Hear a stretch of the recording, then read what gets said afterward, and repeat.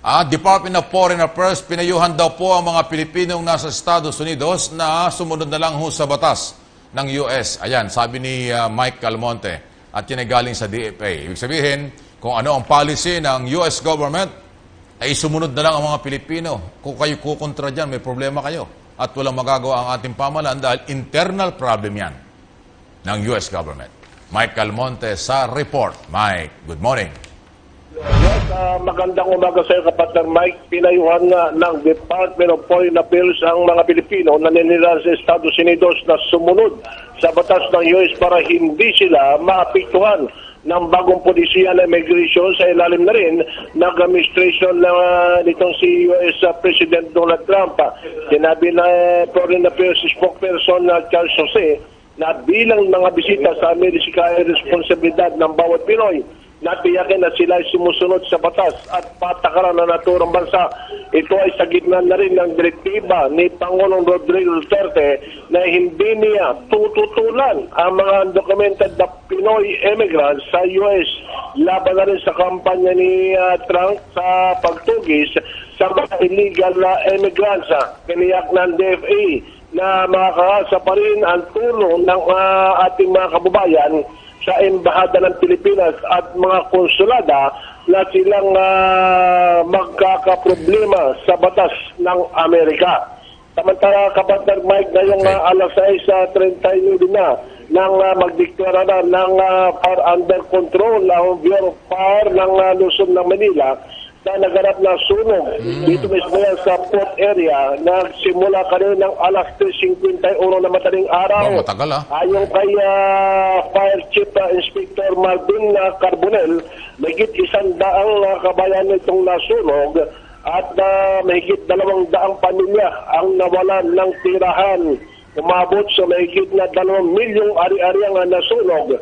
Wala namang niyulat na nasaktan at nagsasagawa na ngayon ng clearing operation at investigasyon ng sanhi ng sunog.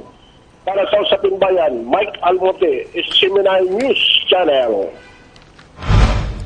Thank you, Mike Almonte. Report mula sa Department of Foreign Affairs. So, yan ang paniniwala ng Department of Foreign Affairs. At sana iparating po ng ating mga listener, ang ating mga kabayan, ang mga viewers at doon po sa mga nasa sa US. Ayan po ang posisyon ng ating pamahalaan, lalo na ang Department of Foreign Affairs. Irespeto ninyo ang mga batas dyan. Kung talagang illegal kayo at documented po kayo, abay, may problema. Huwag na po kayong patago-tago dyan dahil pag nahuli kayo at na-deport, mas masama ang record. At kung kayo naman po ay yung mga kababayan natin na papunta ng Amerika, katulad ng binabanggit ko kanina pa at kahapon pa, na talaga hong maghanda kayo ng mahabang pasensya at pangunawa. Talaga hong pila-pila daw po sa immigration sa US ngayon. Kahit na ho legal ang dokumento nyo or kayo ay legal na nagbibiyahe ng US, nadadamay kayo doon sa mahabang pila. Dahil lalo na po yung mga pasintabi na kapag ka po na pinagdudahang galing sa Middle East, kinikilalang mabuti, sinusuring mabuti. Dahil nga po, 6 na mga bansa sa gitnang silangan ang ibinan sa Amerika. Kaya lahat ng maaaring kakulay, kamukha o kung ano man ay pinagbabawalan. Nadadamay po yung ibang mga gustong pumasok ng US. Matindi hong pinag-uusapan ng kampanya laban sa illegal drugs, korupsyon at saka krimen. Ito hong pagpapasara ng mga mining business at saka yung planong total lagban ay parehong magiging controversial ito. Dahil business po ito Marami pong mga negosyong nakikinabang at marami pong mga bagay na pakinabang dyan sa mga mining. Sa mga logging naman, ganun po. Sa mga logs, dahil dyan kinukuha yung mga ginagawa mga bahay. At kung ano po mga pinagagamitan ng mga puno. Pero total ban ang gusto nila. Walang puputulin. So ano mangyayari? Yung mga negosyo nila ay sa paggawa ng bahay at iba pa, mapipilitan silang mag-import ng mga kahoy o ng mga lumber kung ano-ano. Okay, kung talagang bawal lang pumutol dito. Ganun po yan Meron pong mga positibo at negatibong epekto ng mga plano. Pero sa isang banda, ito po ay pabor sa masa, pabor sa bayan, at pabor sa ating lahat. Yung pangalagaan po ang kalikasan. Huwag sirain ang kabundukan ng ilang mga negosyante. Katunayan po ay talagang Luzon, Visayas, Mindanao, yung may ganyang problema. Nakakalbo talaga. Ang maraming mga lugar ang ating maraming mga kabundukan. Okay? Para ko dyan. Sandalit, may report. Sino mag-report? Admar Bilando, Pakibaba mo nga ng bahagya. Okay? Tama. Si Admar Bilando ang mag-report dito. Ibang anggulo daw ho sa pagpatay sa Korea na si Ji Ik-jo, masusi na rin hong tinitingnan ng pambansang pulis. Kasi masalimuot na nga yan Ating ang pakinggan kung ano nangyari dito. Yung sinasabi ni Colonel Dumlao ay parang palawak ng palawak, parang maraming gustong idamay dito. Admar, good morning. Magandang umaga, partner Mike. Hindi isinasantabi ng Philippine National Police Anti-Kidnapping Group o PNP-AKG ang isa pang anggulo sa pagdukot at pagpatay sa Koreanong negosyante na si Ji Ik-ju. Ito ay anggulo ng pananamantala sa sitwasyon ng ilang taong nasa likod ng karumaldumal na krimen. Ipinaliwanag pa nitong si AKG Director Senior Superintendent Glenn Dumlao na isang team nila ang nakatutok sa usapin ng ransom upang matukoy kung kaninong kamay ito napunta. May hinala si Senior Superintendent Glenn Dumlao na may iba pang mga taong sinamantala ang pagkakataon para pagkapirahan ang pagdukot kay Ju. Ipiniliwanag ni Dumlao na kung talagang kidnap for ransom ang tunay na motibo ng mga salarin, hindi dapat pinatay ang biktima sa unang araw pa lang na dinukot ito para magsisilbi nilang bentahe o yung tinatawag na proof of life. Kapag patay na anya ang biktima ay wala na itong presyo. Kaya posible anyang paghingi o ang paghingi ng ransom sa pamilya ng biktima ay sinamantala na lamang. Ayon kay Dumlao, sa 8 hanggang 9 na tao na account nila o na-account nila bilang mga sangkot sa pagdukot at pagpatay sa Koreano, wala sa mga ito ang nagsasabing may alam sila sa ransom. Yan ang report para sa SMNI News Channel, Admar Vilando.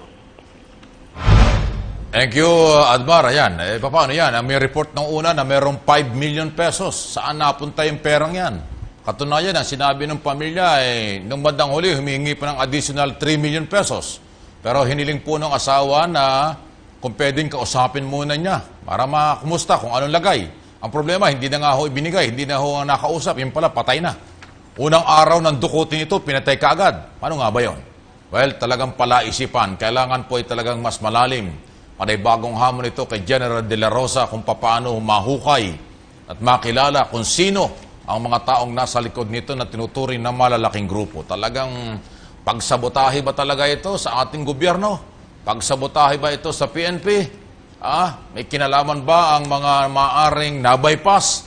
Alam nyo, gawa mo lang sa 1-star, naging 4-star general.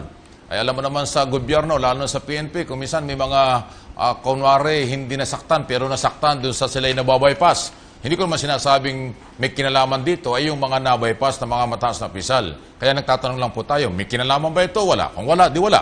Pero kung hindi ho matutukoy kung ano talaga ang tunay na dahilan nito, abay palaisipan ito sa hanay ng kapulisan at sa taong bayan dahil nga tayo po lahat dito inadamay. Lahat po tayo rito na isahan. Isipin mo ang tapang ng kampanya laban sa illegal drugs.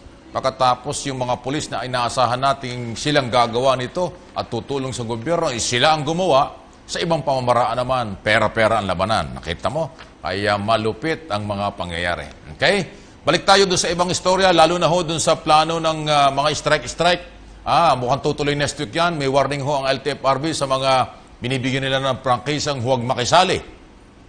Dahil sa prangkisa, temporary ibinigay, dapat sila naghahatid sundo ng mga pasahero. Pero may mga issue, kasi ang issue naman ho yung tungkol doon sa phase out kung ikaw naman ang sasakyan mo, hindi kasama sa phase out ng plano, ba't ka naman sasama sa strike? Mga ganon. Well, talaga ho may karapatan ng gobyerno sa lahat ng bagay. Sa paglilinis ng traffic, pag-aayos ng traffic, at higit sa lahat, may kaugnayan doon ho sa usapin ng bawasan ang maraming sasakyan sa Mega Manila. Samantala, traffic report muna tayo at malaman po ninyo ang lagay ng traffic along EDSA, maraming lugar sa Mega Manila.